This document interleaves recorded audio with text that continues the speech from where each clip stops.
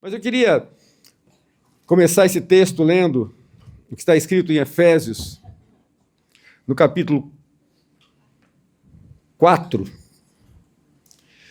E lá diz o seguinte: nenhuma palavra torpe saia da boca de vocês, mas apenas o que for útil para edificar os outros.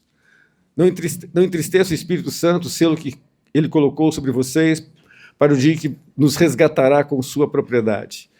Livrem-se de toda amargura, raiva, ira, das palavras ásperas, da calúnia, de todo tipo de maldade. Em vez disso, sejam bondosos e tenham compaixão uns com os outros, perdoando-se como Deus os perdoou em Cristo. E quando a gente lê esses versículos, meus queridos, porque aqui, na verdade, ele fala a respeito de alguns hábitos e de algumas comunicações equivocadas, né? E nós queremos começar justamente falando um pouco a respeito disso, né? Quando a gente falou um pouquinho a respeito do coração, uma das enfermidades que produzem a morte do coração é o próprio infarto, né? E quando a gente pensa a respeito disso, né, a gente fala a respeito de coisas que vão silenciosamente se acumulando na nossa vida. Uma delas, por exemplo, é o colesterol, né? O colesterol é aquilo que vai se acumulando na nossa vida, é uma coisa silenciosa que nós não vamos percebendo, né? E que, pelo acúmulo deles, nós podemos passar por um infarto. E na nossa vida relacional, isso também acontece. Nós permitimos que colesteróis sejam acumulados no nosso coração, para que ele possa passar por um processo de adoecimento, né? Então, muitas vezes aquelas pessoas têm um colesterol alto, mas sem um sintoma visível. De repente, um infarto. E muitas vezes nas nossas relações, nós temos também hábitos e comportamentos, às vezes, que nós não os percebemos. E, de repente, um divórcio. Da mesma forma como um infarto se instala rapidamente por um hábito que vai se acumulando, e esse colesterol se acumula por uma falta de exercício físico, uma falta de hábito de um exercício físico, né, de uma alimentação inadequada, isso vai se acumulando, um infarto. E na nossa relação conjugal, muitas vezes, os hábitos que nós vamos permitindo que vão se acumulando na nossa vida, de repente, um divórcio. Então, quando nós conversamos a respeito disso, é justamente para que essas coisas não possam acontecer ou para que elas possam ser evitáveis na nossa vida. John Gottman diz: casamentos não fracassam por grandes tragédias, mas pelo acúmulo de pequenas falhas cotidianas que são ignoradas. E é isso, né? A gente vai ignorando as nossas falhas, nós vamos ignorando aquilo que... Deixa eu só colocar um cronômetro paralelo para mim.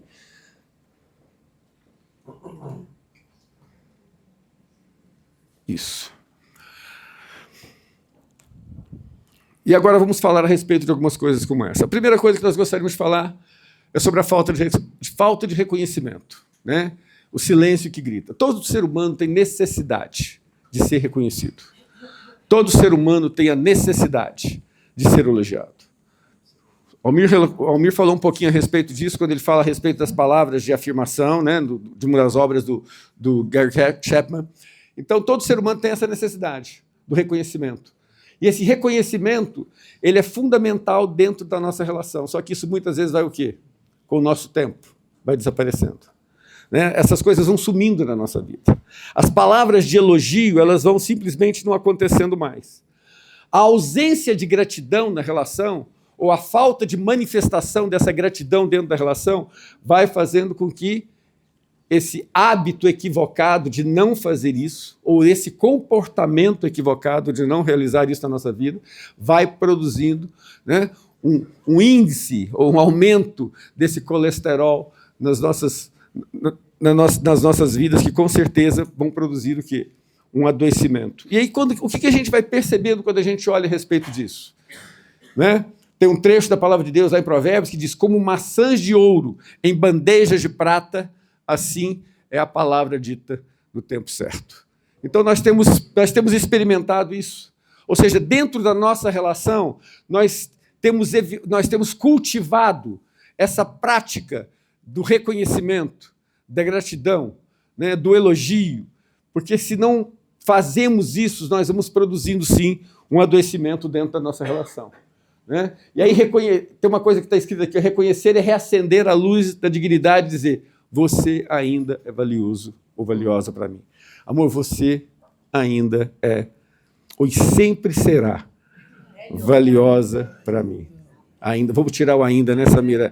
Você sempre será valiosa para mim. O cara que escreveu isso... E aí a gente vê alguns sintomas disso, né? Falta de elogios. Vou tentar chegar perto. Falta de elogios, valorização mútua, ausência de gratidão nas pequenas coisas, né? E a consequência, o cônjuge vai começando a se sentir o quê? Invisível. Né? Ele vai começar a se sentir irrelevante. Quando você não tem essa palavra com o seu cônjuge, parece que você está fazendo com que ele seja alguém que não tem importância para você. Você, quando faz uma avaliação da sua relação, você percebe que você dá ao seu cônjuge essa segurança de que ele continua sendo importante para ele, de que ele continua sendo a pessoa mais importante nessa relação?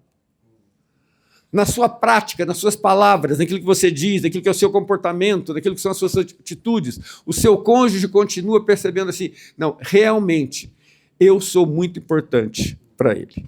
Porque quando isso não acontece, né, a consequência é se sentir irrelevante. C.S. Lewis diz o seguinte, o elogio não é apenas uma resposta ao que é bom, mas é o processo de aprendizado para amar melhor. Então nós podemos amar melhor. Né? Existem possibilidades de nós expressarmos de uma maneira mais prática, valorosa, esse nosso amor. E é isso que nós temos que fazer na nossa prática diária. Né? Então, muitas vezes é isso. Às vezes a gente acredita que está tudo muito certo. Né? O cara acha que porque está lá trabalhando o dia todo, né, e ele chega em casa às vezes cansado, e ele gostaria sim, de receber uma palavra, né, Almir? Fala assim, oh, amor, foi bom demais você ter essa sua labuta do dia todo, né? Mas às vezes não. Às vezes as coisas vão se tornando tão práticas, tão comuns na nossa vida, né, que nós não vamos valorizando nenhuma dessas coisas. Né? A outra coisa que nós entendemos que é muito prejudicial a uma relação, igual o Gilberto, se não me engano, falou um pouquinho a respeito disso ontem, o acúmulo de críticas.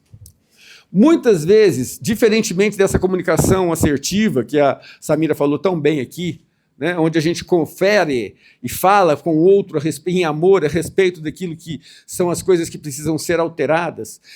Diferentemente disso, é aquela palavra que sempre traz o quê? A crítica. Aquela crítica destrutiva. Aquela coisa que faz com que parece que tudo que você faz está errado. Parece que tudo que você faz não está bom. Parece que você não acerta em momento algum. Parece que as coisas que você realiza, elas não têm proveito algum. E muitas vezes as relações elas vão adoecendo por conta disso. Muitas vezes nas nossas relações é muito fácil a crítica, é muito fácil essa palavra que diminui. E na verdade nós temos que trabalhar na construção daquela palavra que promove, daquela palavra que eleva, daquela palavra que o seu cônjuge se sinta valorizado. Meu querido, é muito difícil, e isso é uma coisa que muitas vezes já aconteceu dentro da nossa própria relação, e nós vamos conversar um pouquinho daqui a pouco sobre isso. Né? E isso vai desgastando, isso vai entristecendo, isso vai empobrecendo a relação.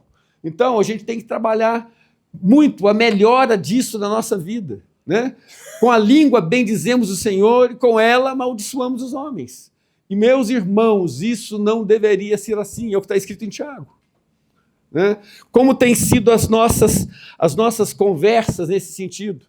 Né? Ou seja, como tem sido a nossa prática, né, na nossa relação, ou seja, tem sido apenas essa palavra que não constrói em tempo algum, tem sido essa palavra que simplesmente ela traz um peso sobre a vida do outro ou diminui o outro. Como é comum e como é fácil, né? Como é fácil nós diminuirmos as pessoas. Como essa tendência nossa, às vezes, de diminuir, de não valorizar o outro. Estou falando isso nas nossas relações conjugais, mas isso serve, inclusive, para as nossas relações em todos os âmbitos dela. Mas o que nós temos que trabalhar na nossa vida é uma transformação na nossa vida. Então, a gente... Não é isso. Né? Então, os sintomas desse acúmulo de críticas, né, são as críticas frequentes, o tom de desprezo, o sarcasmo, a ironia, a maneira como nós falamos, né? Muitas vezes nós temos palavras sarcásticas. O nosso comportamento, a nossa fala é uma fala de desprezo. E aí, quando isso acontece, qual é a consequência? O Almir falou um pouquinho disso também, o silêncio defensivo. Né? Porque como eu sou muito criticado, eu vou me silenciar, eu vou me fechar. Né? Isso vai produzir na minha vida um abatimento que eu vou me isolar. Eu não vou contestar. Né? Então, eu vou perder a minha espontaneidade. É interessante isso, né? Porque, na verdade, assim, às vezes a gente é espontâneo demais. E como você é espontâneo demais, você, às vezes, recebe críticas. Né? Eu já sofri isso, às vezes. Muitas vezes. É porque eu sou daqueles que perco o amigo, às vezes não perco a piada, isso está errado, eu não posso perder o amigo. Né? E... Isso. Hoje já deve estar bravo. Essa minha espontaneidade, às vezes, prejudica. Né? Mas também, a maneira como a crítica vem sobre essa espontaneidade pode machucar. E pode fazer com que eu mude a minha forma natural de ser. Né? Então, é isso que a gente tem que procurar na nossa vida. Goleman diz o seguinte: palavras têm o poder de ativar ou desativar o sistema emocional. Uma crítica constante estimula o cérebro a se defender e não a amar. Uma crítica constante estimula o cérebro a se defender e não a amar. Então, são coisas que nós temos que pensar. A outra coisa, também já foi falado aqui quando se fala a respeito de comunicação, a indiferença na rotina. Essa ausência de um tempo de qualidade. Né? E aí, meus queridos, é uma coisa que tem sido um desafio na vida de todos nós. Aquilo ali, ó, essa foto é uma expressão assim muito real daquilo que tem sido uma prática em todos os nossos meios. Né? Ou seja, esse isolamento. Tem pessoas que preferem se deitar dessa forma. Eu não. Mas tem pessoas que passam a noite assim. Né? Eu ouvi essa semana, e aí são práticas mesmo que vão deteriorando as relações.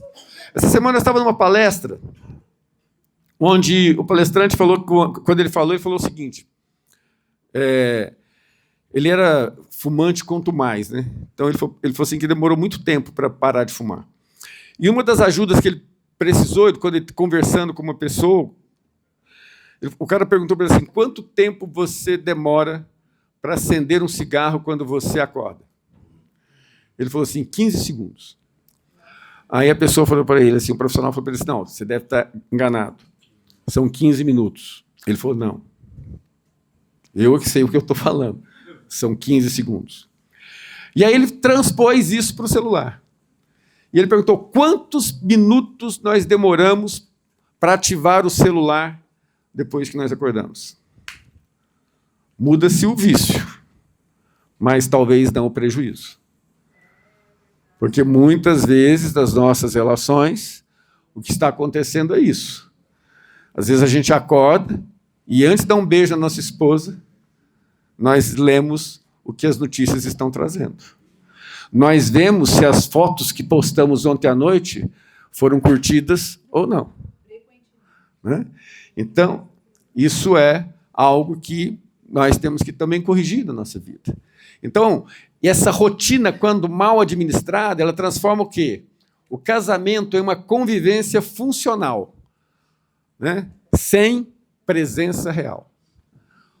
Qual tem sido a presença real nossa nas nossas relações? No nosso dia a dia?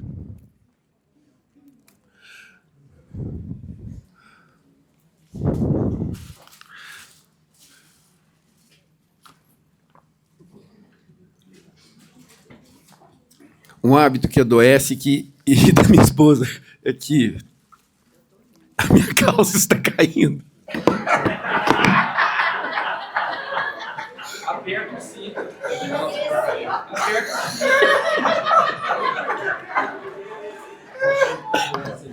Eu sei que isso te irrita profundamente, por amor, te peço perdão de púlpito. por eu te fazer passar esse constrangimento, tá? Mas vai dar tudo certo.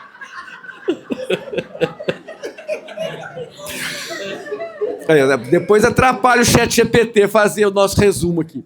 Mas vamos lá. Eu tenho que desligar o microfone. Então, gente, a rotina na nossa vida, né? Ela pode ser uma aliada ou um veneno, né?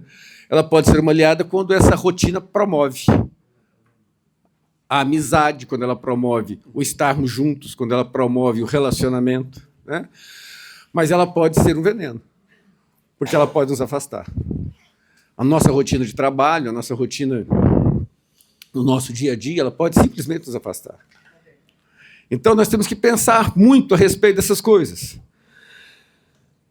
A intimidade, e aí, quando a gente está falando um pouquinho a respeito disso, quando a gente pensa a respeito dessa indiferença, às vezes a gente pensa assim que não é apenas não brigar, é não se importar. Porque tem muitos casais que não brigam. Tem muitos casais que, assim, vivem uma vida que aparentemente é uma vida tranquila, sem brigas alguma, por causa de um silêncio, né? Por causa de um silêncio. Eu, particularmente, acredito, porque às vezes até a gente ouve algumas coisas nesse sentido, né? Alguns casais falam assim, olha, nós nunca tivemos uma discussão. Né? Eu já ouvi algumas palestras assim, em eventos de casais. Alguém está anulando. Se isso está acontecendo, alguém está matando o outro. Não é nem anulando. Ele está matando o outro. Não está permitindo que o outro tenha qualquer possibilidade de expressão. Né? Então, nós temos que pensar a respeito disso. Ou seja, como que nós temos trabalhado isso na nossa vida? Né? Como tem sido o tempo de qualidade que nós temos tido dentro das nossas relações? Nós temos investido em tempo de qualidade no nosso relacionamento. Nós temos gastado tempo ou investido tempo com a nossa esposa, com a esposa com o seu marido. Ou todo o nosso tempo, todo o nosso esforço, né, é na perspectiva de que eu vou estar construindo alguma coisa, mas na construção dessa coisa, a pessoa que é a mais importante, ela está ficando de largo. Então, nós temos que pensar, porque a palavra de Deus nos diz o quê? Desfrute a vida com a mulher a quem você ama. Isso está lá em Eclesiastes. Né? Desfrute a vida com a mulher com quem você ama. E aí tem uma outra frase aqui que diz o seguinte, a intimidade é construída no ordinário. É preciso reaprender a estar presente para que o amor não morra ausente. Ouvimos uma palavra maravilhosa do nosso irmão Diogo, que está aqui, inclusive, a respeito das coisas ordinárias. Porque as coisas ordinárias, elas constroem, as coisas ordinárias, elas podem destruir. A relação, ela se constrói no ordinário, né, do nosso dia a dia. Mas esse ordinário, ele tem que ser nessa perspectiva, né, da promoção, da unidade, da amizade, da comunhão. E aí alguns sintomas dessa indiferença. A falta de tempo juntos, uma rotina automatizada, né? Mais atenção à tela do que ao outro. E a consequência? O esfriamento do desejo, solidão, mesmo quando estou acompanhado. Então, e a última dos hábitos que nós queremos tratar é esse cansaço emocional. Né? Esse cansaço emocional que quantas vezes nós estamos sujeitos a ele, que isso faz com que a impaciência ela se torna um padrão na nossa vida. O cansaço, quando ignorado, se torna raiz de atitudes que ferem. Quando o cansaço transborda em casa, o cônjuge se torna o alvo mais excessivo da nossa exaustão. E na rotina que nós vivemos hoje, né, é muito comum nós passarmos por situações como essa. Né? Ou seja, é um ativismo e uma atividade muito grande, né? E que faz com que nós estejamos o tempo todo sobrecarregados, cansados. Né? Isso gera em nós um certo desânimo. Isso faz com que esse cansaço seja levado para dentro da nossa casa. Né?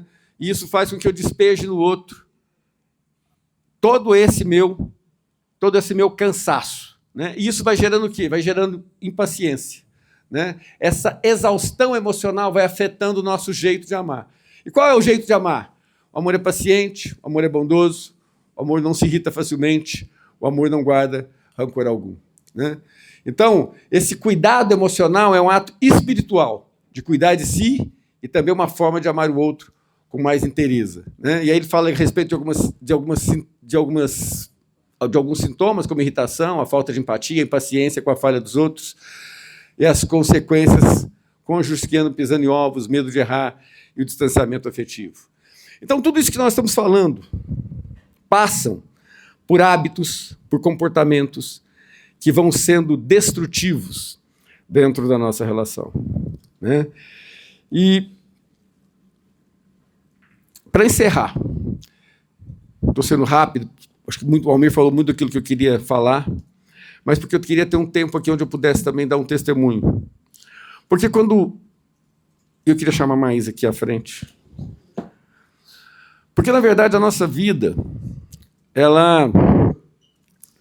tudo isso que nós falamos aqui, de hábitos equivocados, de comportamentos, de cansaço, né? de indiferença, tudo isso foi parte muito grande da nossa vida. Parte muito grande da nossa vida.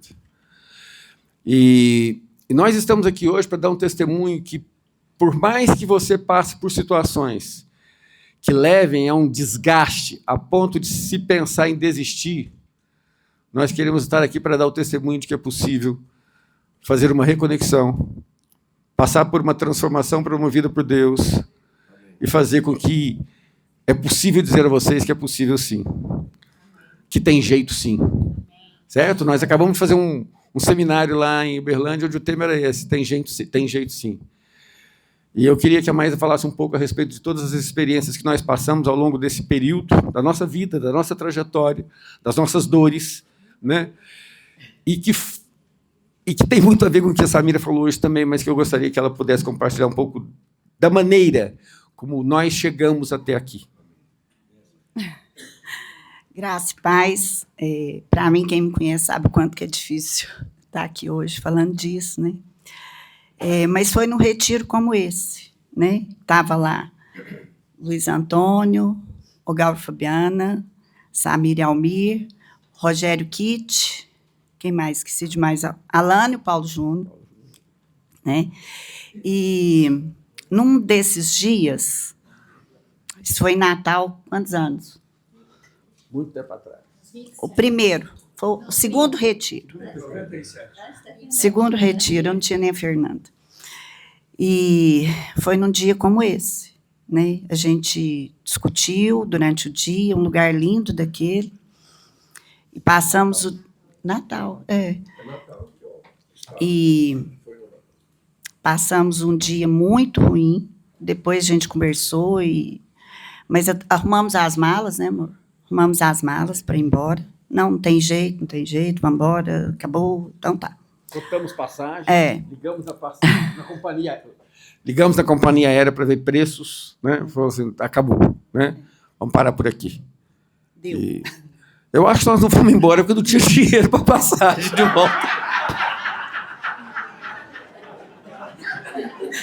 Adoro uma graça, adoro. Não ter dinheiro ajuda, né? Não ter dinheiro foi... Ajuda. Aí a gente estava... Acho que a gente estava num lugar lá no shopping, não sei.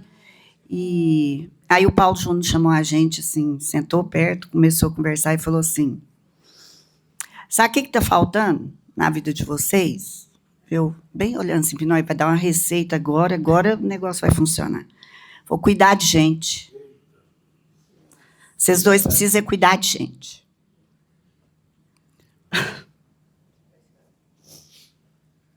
Isso foi transformador, porque eu não acreditava que a gente era capaz de cuidar de gente. Aí eu pensei assim, nossa, falou, não resolveu nada. Né? É bem a cara do Paulo Júnior, né? Assim, ele não dá a receita, ele faz com que a gente vá atrás, né?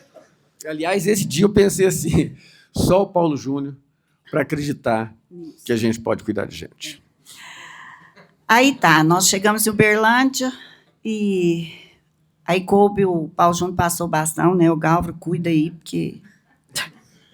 Aí o Galvro Fabiano nos acolheu de uma forma que eu não acreditava que fosse possível. Porque na minha dor, nas minhas crises, lá atrás, de abandono, de tudo, eu achava que eu tinha que mostrar o meu pior para as pessoas. Porque se elas me aceitassem no meu pior, elas me amariam no meu melhor. E eu fiz isso. Fiz isso com meu marido, fiz isso com meus amigos. E eu fiz isso por muito tempo. Até que o Galvro e Fabiana, Samir, Almir, Kit, Rogério, foram essenciais na nossa vida. Gilberto aqui, mas eram vizinhos e cuidava da gente. Fabiana e o Galvro passavam na nossa casa, falava assim, vamos sair uma vez na semana, vamos ver como é que vocês estão. E a gente foi acostumando a viver bem, porque a gente tinha acostumado a viver mal. Eu fui vendo que era possível eu mostrar o melhor de mim, sem colocar o meu pior para fora. E isso mudou nossa vida.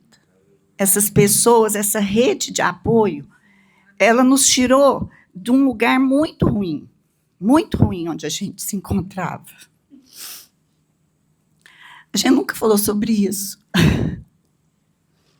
Mas ontem, eu estava tomando banho, o Maurinho estava deitado, eu falei assim, Deus falou muito comigo. Foi num lugar igual esse que você saiu. E tem pessoas lá que podem estar passando o mesmo que você está.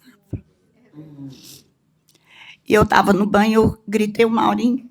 Eu falei assim, não, isso deve ser coisa da minha cabeça. Aí, eu falei assim, amor, vem cá. O que você está fazendo? Ele falou, não, estou deitado. Eu falei, não, então, depois eu te falo. Aí pensei, não vou falar isso, não. Passou, ele dormiu, acordou. Nós descemos. Ele não me perguntou o que era. Aí eu voltei no assunto.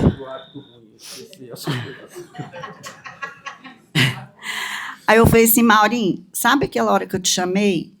Deus falou comigo, acho que a gente tem que falar um pouco do que a gente viveu. São tantas pessoas aqui que não nos conhecem. Nos conhecem hoje, né, que está mais fácil, né, um pouco mais fácil.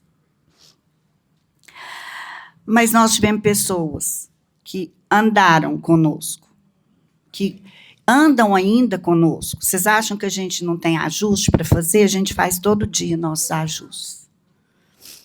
Porque nós somos diferentes, nós somos muito parecidos, mas nós somos muito diferentes em muitas coisas.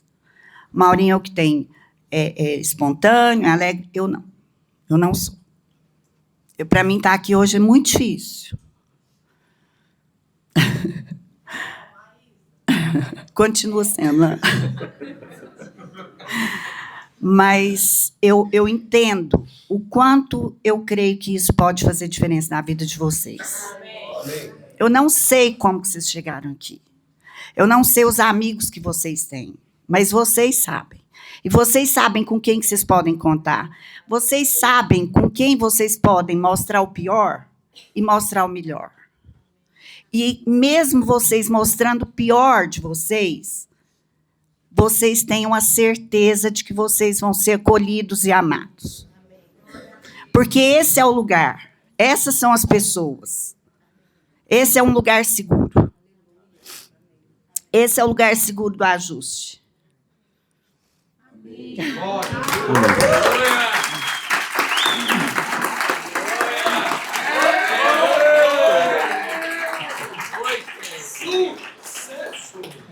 Hoje tem não, Luiz Antônio. Hoje teve.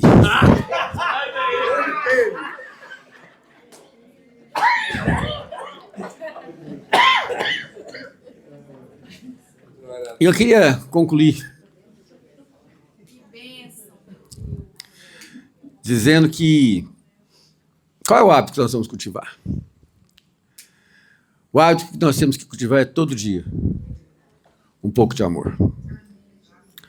Nós temos que pensar nós temos que olhar nessa figura, né? Esse jardim. Esse jardim sem cuidado é essa figura.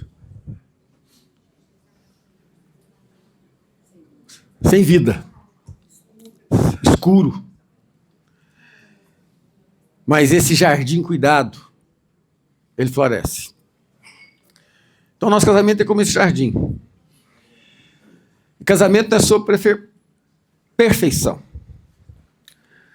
O casamento é sobre perseverança.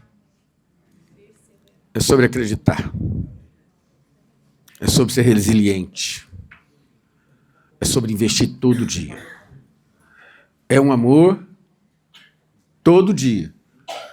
Um pouco de amor. Casamento é sobre voltar, mesmo depois de se perder. É sobre amar, mesmo depois de ferir.